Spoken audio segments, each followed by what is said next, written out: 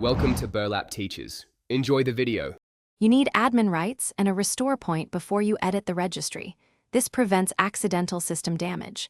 Once you've created a restore point in Control Panel Recovery, make sure all important files are saved. Now press the Windows key or click Start. Type Regedit in the search box so you can launch the Registry Editor. You're starting the process immediately, no extra setup.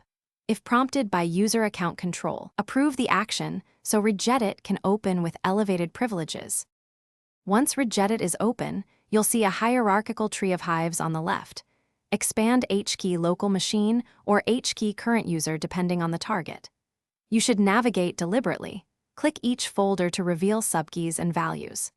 If you're searching for a specific key or setting, press Ctrl plus F or choose Edit Find.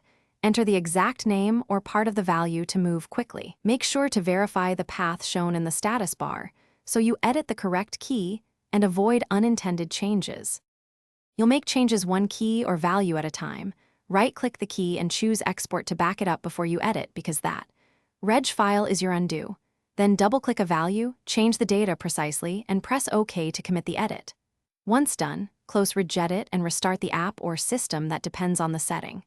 If something goes wrong, import the exported reg file or use the system restore point to revert states. This is the quickest recovery path. Thanks for watching. Consider subscribing if this video helped you.